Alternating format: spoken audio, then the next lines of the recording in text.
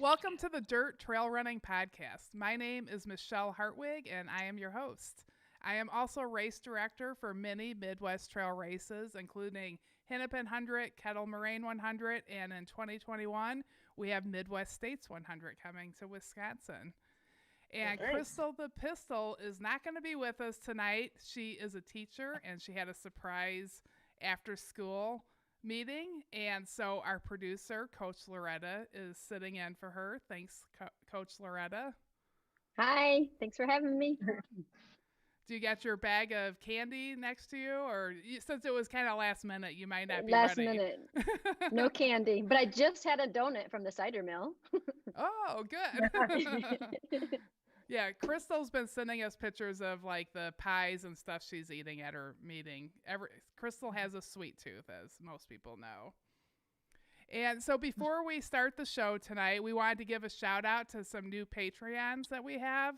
It's a brand new Patreon page, and we have Trisha McGinn.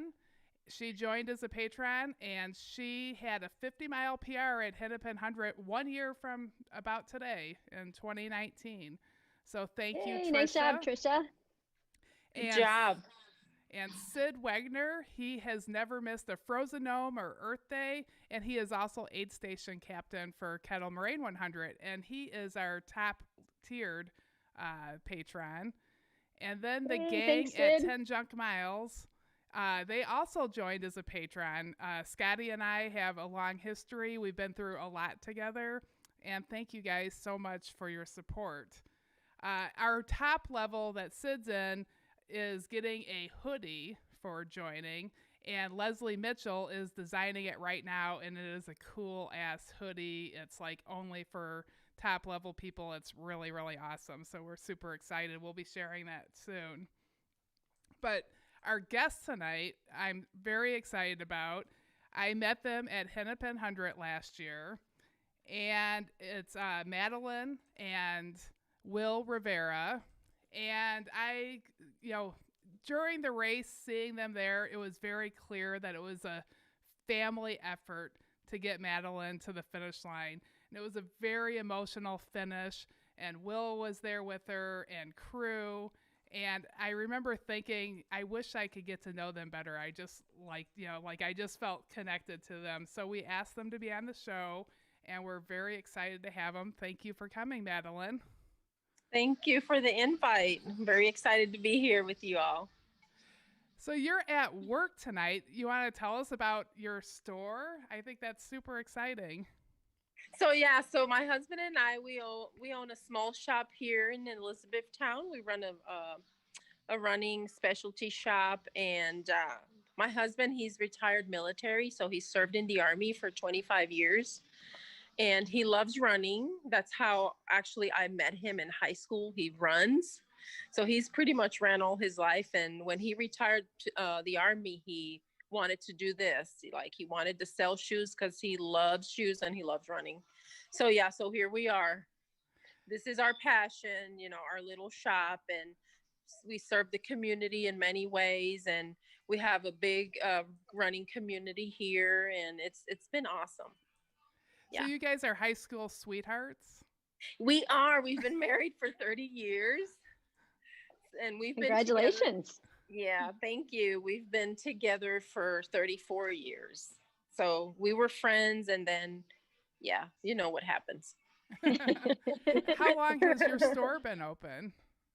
We've going on 8 years now in business. I've been there before. I drove through there one time and I stopped, and it's a very, very nice store. Oh, thank you. Has it been a while you've been here? It has been a while. I actually was a rep, like a sales rep for like Tailwind and Squirrel's Nut Butter and stuff like that. But Kentucky wasn't my territory. But one time I happened to be in the area, so I just stopped in to get to know some of the local stores. Oh, I see Squirrel's Nut Butter in the background there. Yeah. Oh, yeah. Yeah, we've got it right there. And Gooder sunglasses, good stuff. And Gooders, yeah, we have it all. Shoes, all kinds of nutrition, hydration, lots of nice gear and um, sandals. I mean, we carry a little bit of everything. And your hat looks cool too. I can see it in Yeah. your nice. Yeah. So your husband's out right now. He's going to come on the show in a little bit with the running Yeah. group. And Mhm. I imagine you training for Hennepin, you got to take, like advantage of having running groups from your shop. How does that work out? Yeah, so every opportunity I get, because training for 100 miles, I mean, it's not easy. It's not just run a few miles here and there. So it takes a lot of training and dedication and of in a support group. So my running community, my running buddies here are pretty much my family. They help me get through, my biggest supporters. So I get to share a lot of miles with many of them. um so it was easy, in that sense of having that accountability, running with friends and training and just having that, that support and motivation. It played a major role. And part of my success completing, Hennepin last year was that, having those friends run with you and being there for you and encouraging you and, and inspiring you to you do things. So yeah. How many hundreds have you done? Hennepin was my first 100. Oh, wow. So So you got the cherry pop shirt. I did. Coolest shirt ever. So yeah, that Hennepin has been my first. So this year with things, how crazy they are, most of the races I had signed up for were canceled. So I'm hoping to, if not, at the end of this year, maybe next year I'll complete another one. Yeah. But yeah, it's been very challenging this year with races. How is it going at your shop? Have you guys been able to stay open? Well, yeah, when the whole thing, started, we did close like for the public. We were still doing like curbside and delivery and shipping and things like that. We didn't have people actually coming in when all the restrictions were up. But then when everything opened back up, we've noticed like we've been doing very, very well. People are wanting to get outside and more running and more outdoor activities. So far it's been good. Is your husband your coach? He is. He's the real runner, I say. I tell people. Yeah. He's the big ultra runner. He's done many races. He's was actually going to Western this year, and they canceled, of course. So we're gonna go next year. But yeah, he's completed many ultras, and he's my biggest inspiration, my big motivator, and of course my coach. So yeah, and I go to all of his races, and I'm just like in awe of everyone, and the ultra community is just it's just the best. I love it. What inspired you to decide to do Hennepin 100, or like I'm actually curious what drew you to Hennepin 100 or just any 100 in general? Well, actually, I read the Ultra magazine ever since I started doing these endurance events. I read a lot of the magazines, and I've Hennepin was always on there, and I would read the stories of runners that have completed your race, and it's like this is pretty neat. I mean, I really want to do something like this. You see, like loop courses and all, but for some reason, Hennepin drew interest in me. I did have a friend that completed your race twice, and she would always like say, if you want to do your first 100, Hennepin would be the one. So I actually about before even I thought about doing the 100 miler, I thought about going doing the 50, like your shorter distance, because I was very new to ultras. um but it didn't work out that year, so then the next year I said I think I'm going to go for the 100. What I want to do it there, and it worked. It happened. That's great. So who did you come up there with? Like, what was your crew like? Did you have pacers? How did that all work out? So yeah, so my husband, of course, was my main crew. He was there with me, and then I had two of my friends that I actually trained with during the whole, before Hennepin, my running buddy. So both of them went and ran with me on the course. So I had three people with me that day. Did you guys stay in Rock Falls or did you take the bus to the start? No, we actually stayed in the start, and then we I guess they followed me all the way to the finish. So yeah.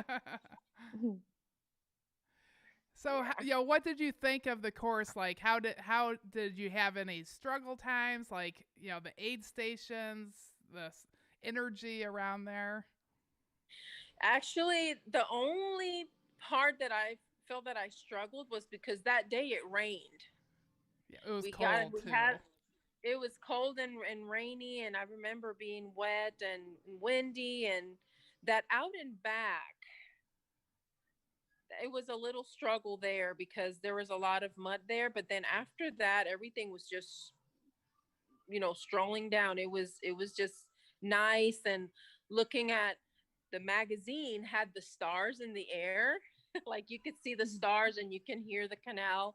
I mean, everything was just, it was magical. And that day, I remember during the opening, like when the girl that was there, that she spoke, the guest speaker, Yeah, that Camille she said, let Haran. yeah, she said that let that magic come out. And that's exactly what happened at Hennepin for Madeline. Like that magic came those last 15 miles. It was just, I didn't even think I was Madeline that day. Something, I was just running, and I was like, I just need to get to the finish line. And I guess that was part of that magic. Yeah, I always feel like the training is your gift. Like all the training runs going up to race, they can be a struggle, but then somehow on race day, if, like it works, training works. And then you Hmm. show up and you get to enjoy all the trail. Did you so you had a little bit of a struggle heading out towards so past the 50-mile finish line, heading out towards that aid station. That's actually a, a slight change to our course from when we came into when we started the race. Hmm. Our finish line had flooded one year, so we had to move the finish line up 1.9 miles. So that meant we had to extend the out and back to make up for that 100 miles. And that little Yeah. part is the muddy part that people were talking about it. But I don't think most of the course is muddy. Um, No. did you get to enjoy like the bridges and stuff of the trail? Because I know sometimes I talk to people that run the race and they're like, "Oh, I don't remember that bridge." They'll come out with me afterwards and they'll be, "I don't remember all these bridges here." Yeah, I did. I enjoyed the bridges, and then just at the nighttime, listening on the canal, listening to the fish like jump in the water, and it was just like I pictured it, like running through that canal.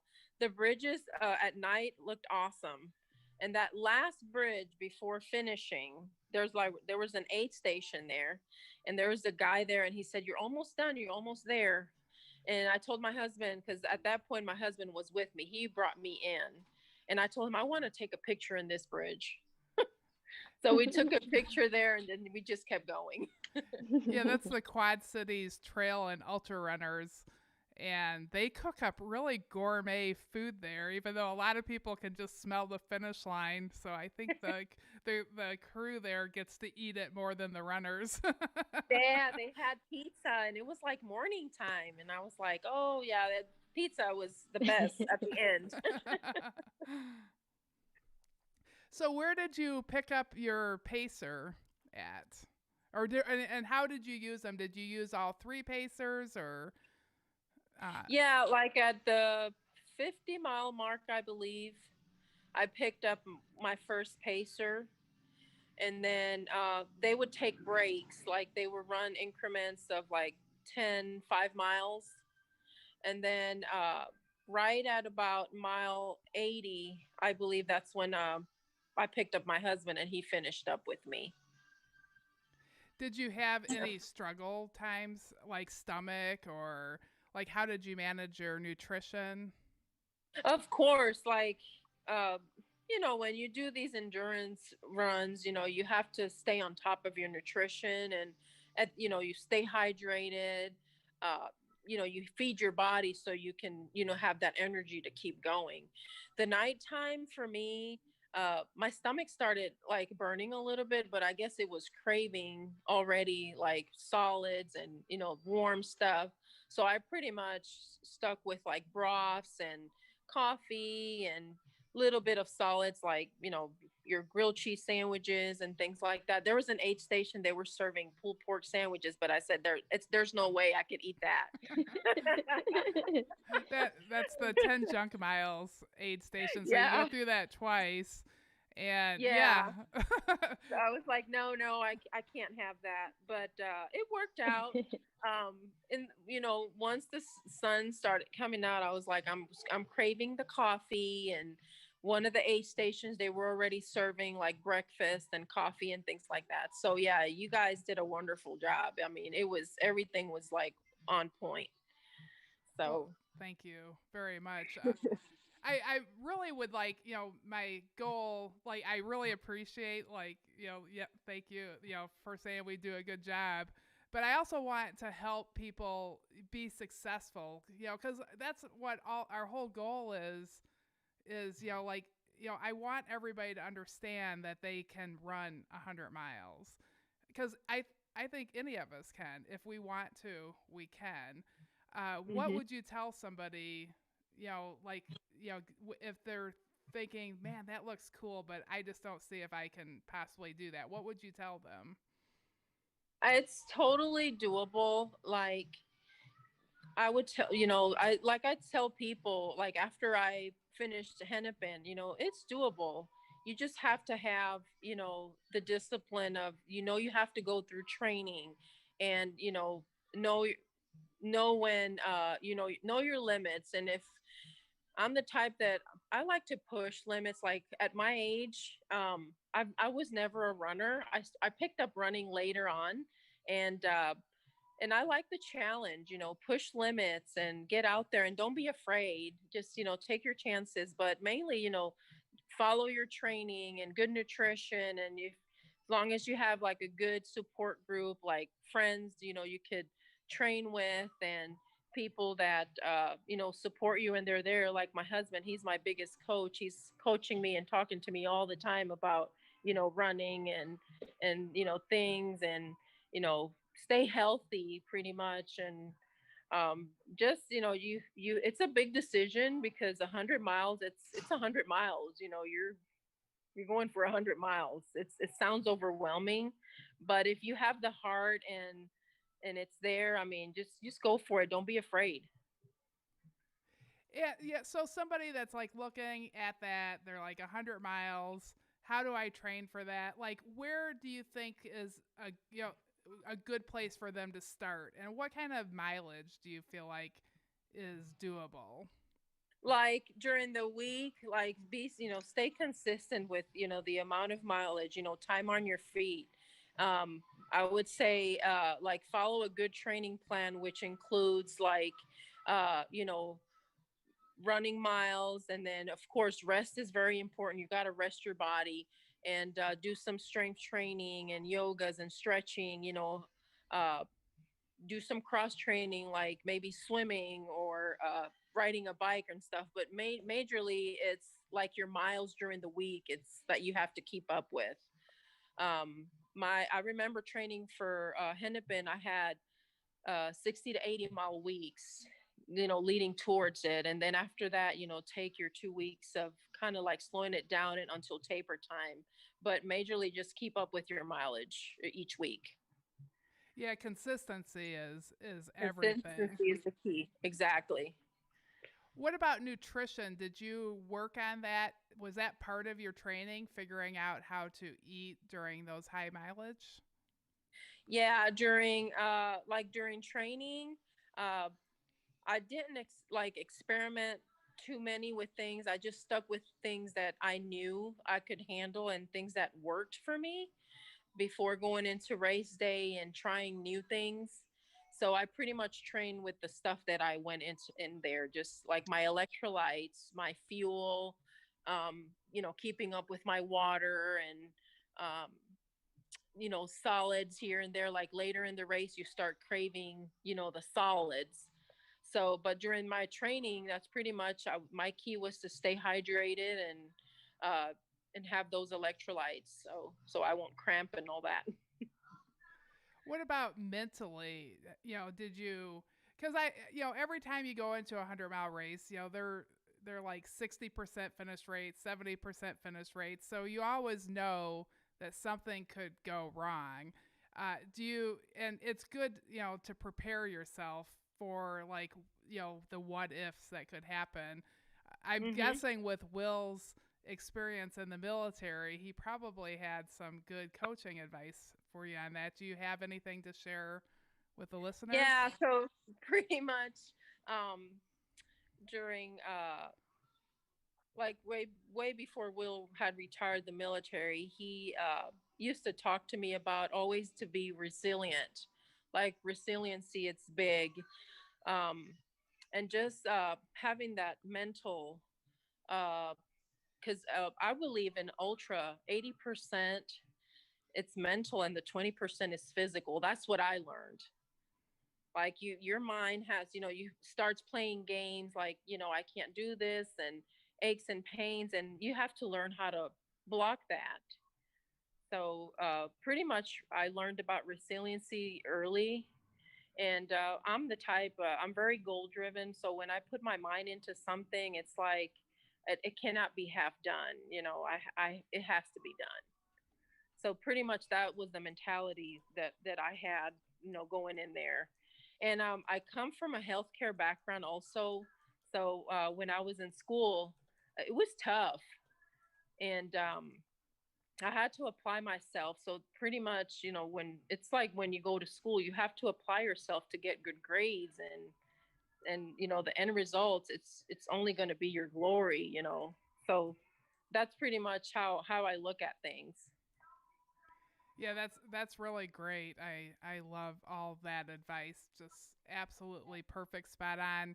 And I remember seeing you at the finish line, and you were just so happy, and it's like it's just burned into my brain.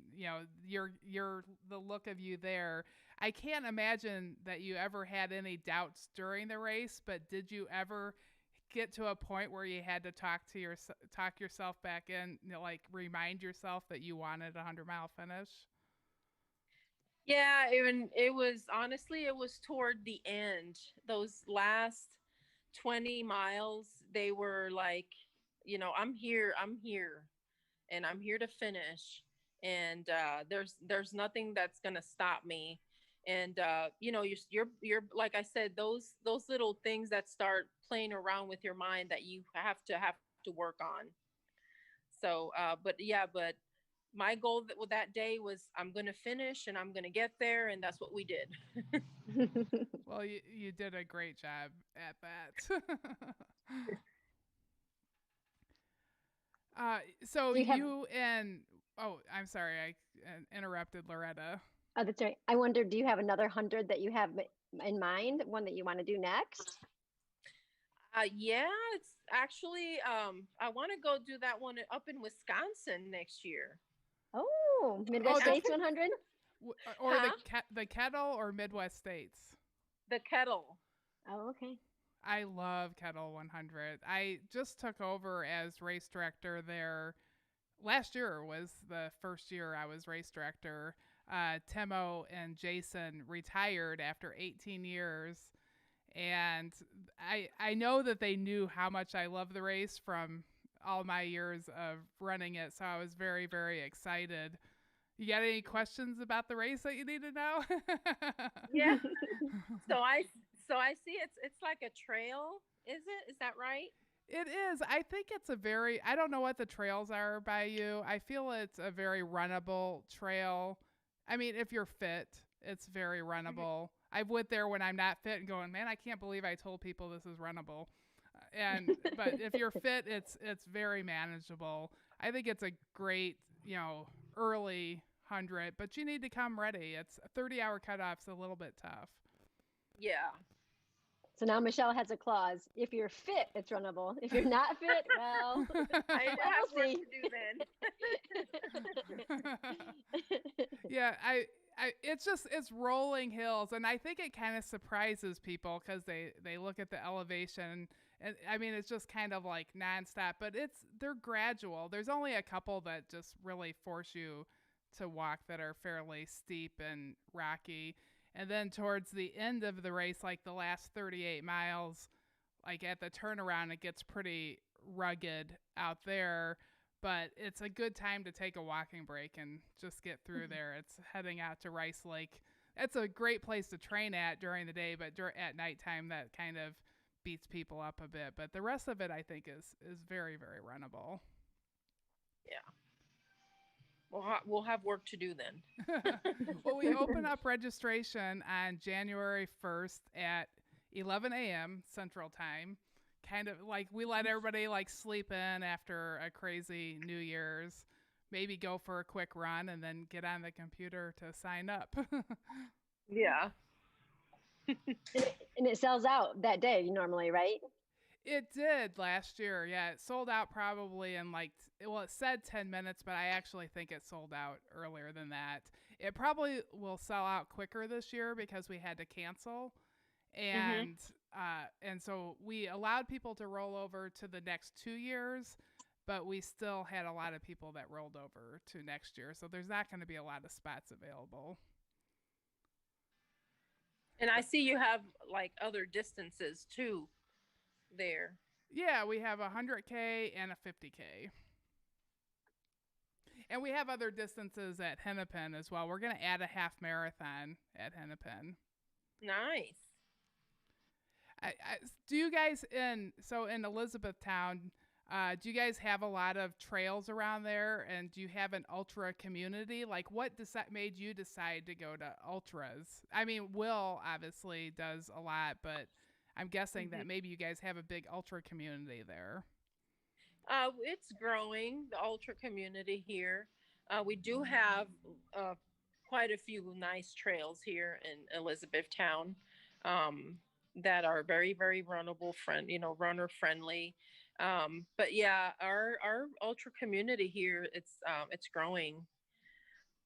So, have you seen that change? Like from when you first opened up your running store, was there any ultra people, or have you seen the sport growing?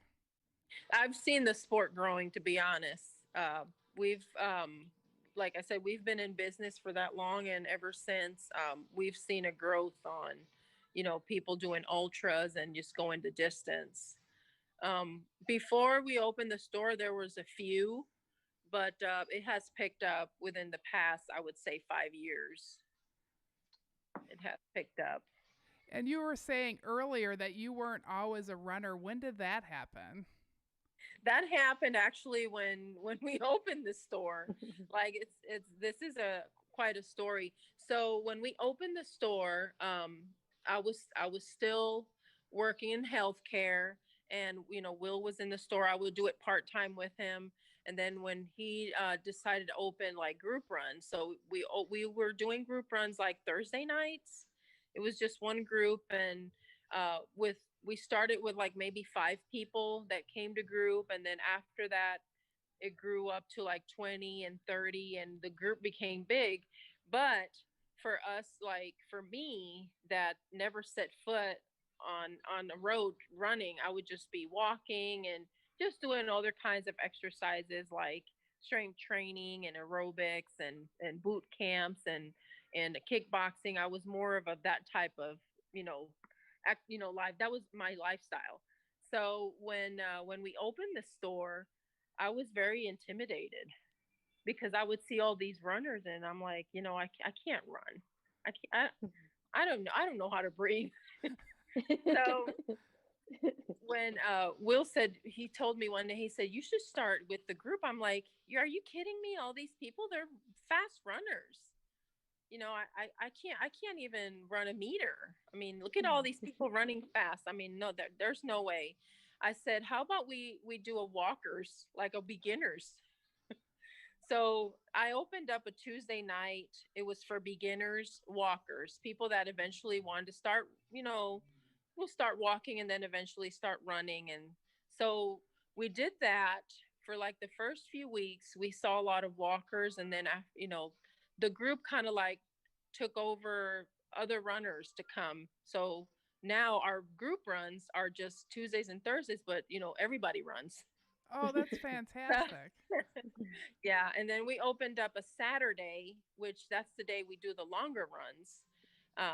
People that are training for like half marathons, marathons, ultras, we go the distance on those days. But pretty much that's how I started. I started with the group, running and walking with people. Did you And guys that's how have a it all started. goal race that you were working towards? Like back then, Yeah, like did you say we're all going to do the Elizabethtown 10K at the oh, end of this or something like that?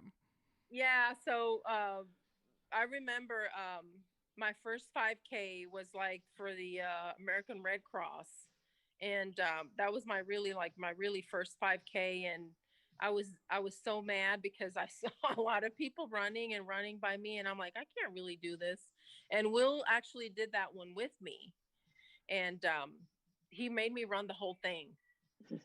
And I remember finishing up, and I mean, it was at first I was like, I can't do this, but at the end, it gave me that satisfaction. Like I was a little bit more confident that, I really can do this. So from 5Ks, I kind of like climbed a ladder doing 10Ks. And then my first long run was the Army 10 miler in Washington, D.C. And today it still holds a very special place in my heart because it was my first long run. And then after that, I just kind of like took off and doing half marathons. And then from there, I did my first marathon. And then from there, I did my first 50K and first 50 miler, and so on. Oh, so that's pretty incredible. So you went from really pretty much a non-runner, started a walking group, moved to a 5K, and like 7 years later, you run 100 miles. Yeah. That's pretty impressive.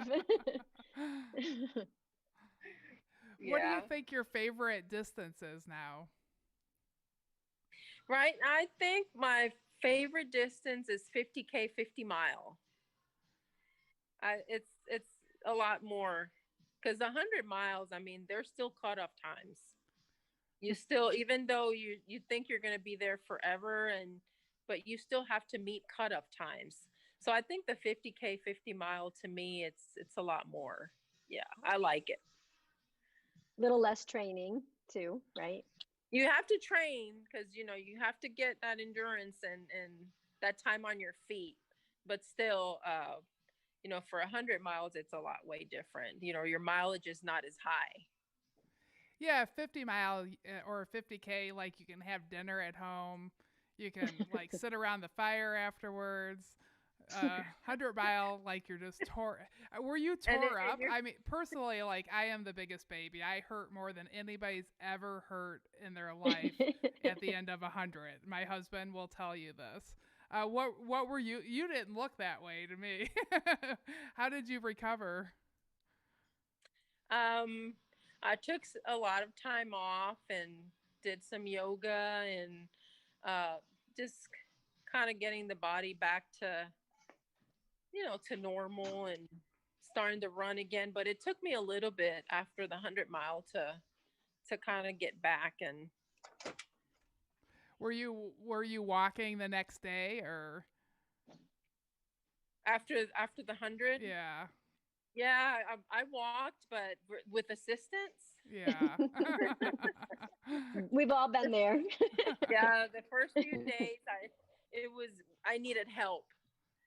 But yeah, I recovered very well after it. That's great. Yeah.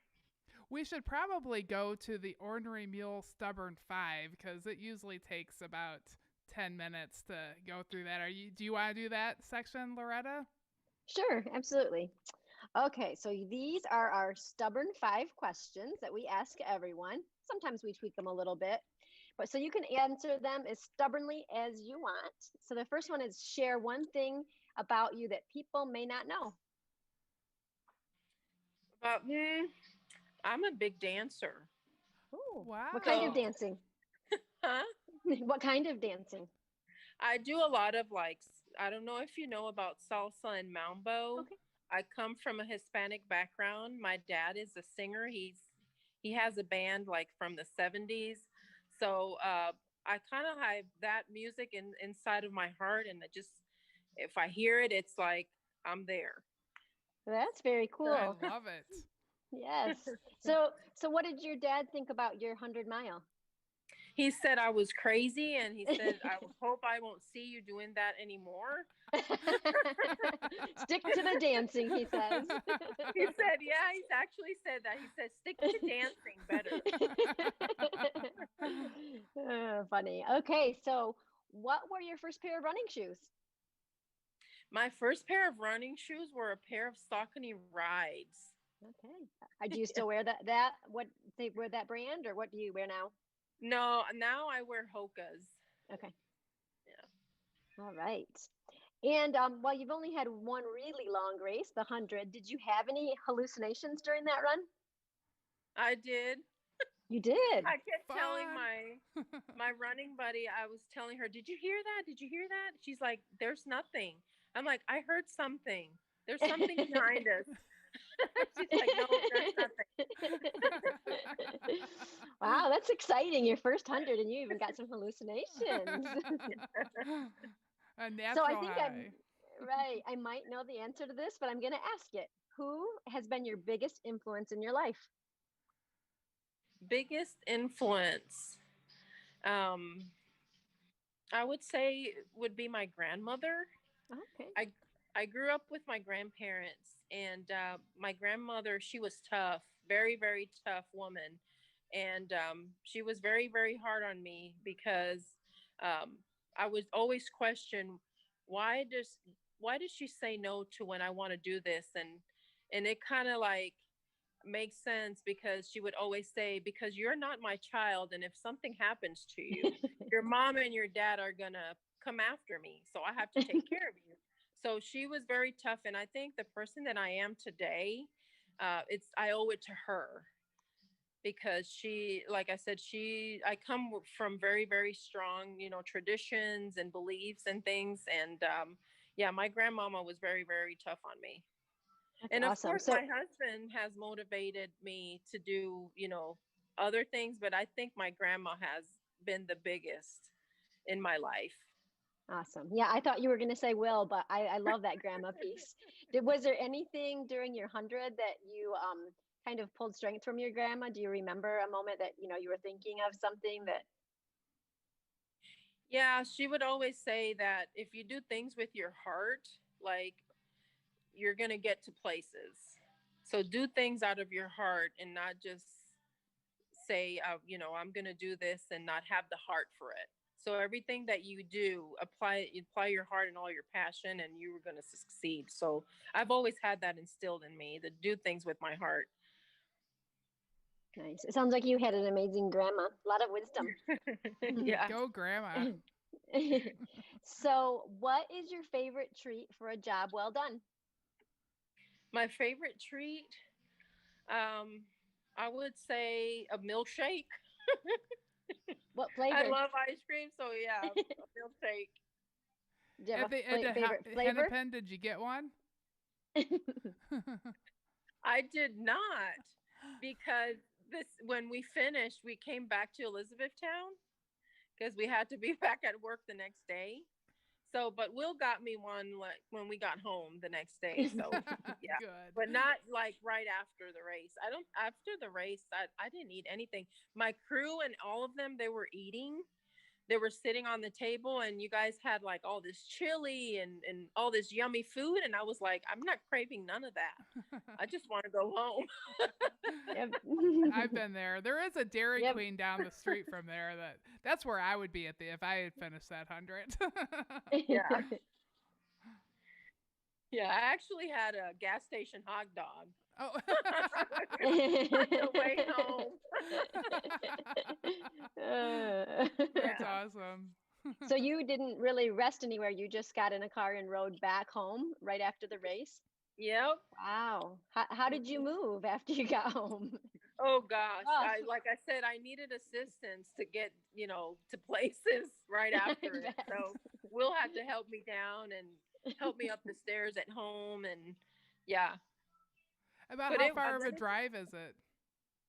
from where Hennepin was to here, I would say it was about 7 hours, maybe. Yeah, That's a but nice that let me drive. tell That's a day you, drive. that was the best pain ever. That was my Yep. glory. There you go. Yeah. And it looks like Will is still out running with the runners because he hasn't made it back yet. Okay. Well, we'll have to Well, catch up with Will because we do have another podcast right after this. Mhm. So let's just do another one with Will. It's sometimes it's hard with two people anyhow because we want to know about both of you equally. And an hour, 45 minutes, an hour, it's kind of hard to do it with two people. But so we really appreciate all your time. Yeah. But we have one more question though for the Stubborn Five. oh, we Uh-huh. do? Yeah. Did I miss it? Yeah, I don't so know what it is. you're I asked off Oh, you 5. did? Oh, I thought that. I Oh, did. I was counting on my fingers and I only had 4. Like, I think I did all 5. Oh, that's funny. Okay, well, I'm sorry. I thought I was, yeah, because usually we do end up with a treat, but for some reason I'm going, okay, 1, 2, 3, 4. And I see you looking at me and I'm like, did I miss something? I could take another question. Well, what do You can you want to question me on share? Huh?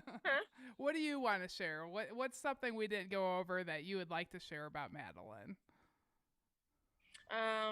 Let's see. Well, I I have 2 boys, and one of them, and him and his wife just had a baby. So Will and I are grandparents. So we're celebrating that. Congratulations. Thank you. Yay. A boy or Yeah. girl? A girl, Nice. and she's gorgeous, and we can't wait to meet her. We're gonna have to travel all the way to Alaska because my son lives in Alaska. Oh my Ooh. gosh, that's amazing. So yeah, That sounds like a great place to go visit too. I've never been there. yeah, I've never been either, so we're looking forward to the trip. Nice. Yeah. So you said you had 2 sons. Do either of them run? Yes. Both of them do. Yay. Yeah, they're both of them do. My oldest, he's the ultra runner. He likes to go the distance, and then our youngest, he just recently graduated from college, and he ran for college cross country and track. So he's also a runner. That's awesome. Yeah. And what did they think about mom finishing 100? Oh, they were in awe. They were like, "Mom, you're crazy, but that's awesome." That's great. When you said you had kids, I was thinking that you were gonna say, and they're like starting kindergarten this year. No. So you look very young. Oh, thank you. Yeah, they're up there in age already. Yeah, That's great. 28 and 22. Wow. Yeah, I guess I Yeah. should know that, but for some reason, that's just what I pictured. Because you said how long you guys have been married and stuff, but that's wonderful. Well, thank Yep. you so much. I know that you got your store open, you got runners that are coming in. We really appreciate you taking the time to talk to us. I'm sure you've inspired our, listeners. We want people to feel comfortable and know that they can do what you can do. And it was really nice of you to share. We so appreciate it. Well, thank you. I was very excited when I got your email about me. You invited me. It means the world to me. So I really enjoyed it, and at Hennepin, I always hold it in my heart. My first 100 miler and the best. Well, good. Yeah, you probably didn't know I had a girl crush on you for the whole year. Like, oh my gosh, I just love that Madeline. Like right away, I told Loretta, like, let's book them. I've been wanting to talk to her since last year. Yeah. It was. I mean, I still like think about it. It's a year ago, and it feels like it was yesterday. I was crossing that finish line, and I had all this energy finishing, like the energy I didn't have at mile 60. And when I saw that finish line and I saw your face and I saw that buckle, and I'm like, I'm here, I'm done. Yeah, it's a pretty buckle too. Beautiful. It was just the best feeling ever. Well, Have you wore your buckle? Huh? Have you wore your buckle anywhere? I have. You have? Yeah. That's awesome. With my red shirt. Oh, yeah, nice. Yeah, that's a combo, isn't it? and the nice flannel. I mean, that's yes. the best flannel. Yeah. It is. So yeah. So it's been an honor, guys, for you guys to choose me to talk to you. Yeah, it was nice meeting you. It was nice hearing your story. Yeah, it was an honor for us for sure. So thank you so much. Thank you. So I guess that we'll just end up with reminding people to join our Patreon page. You can join for as little as $1 a month, and we have like special, Ornery Mule Racing. We like good swag. So we're going to have special swag that will be surprise gifts mailing out for different levels. We really appreciate everybody listening. I can't believe how many people are downloading our shows. We have a lot of fun. It's great for us to get to know, people out there, and we really appreciate the support, and your guys' support will help us continue to keep doing this. So thank you, everyone. So thank good you, night, and don't everyone. forget to don't forget to leave us a 5-star. Oh yeah. On the iTunes. Mm-hmm. For our podcast. Awesome. Good job. I would have been in trouble with Crystal the Pistol if I would have forgot that part. So. Well, thank you guys. Thank you everyone for listening. Bye-bye. Bye. Bye.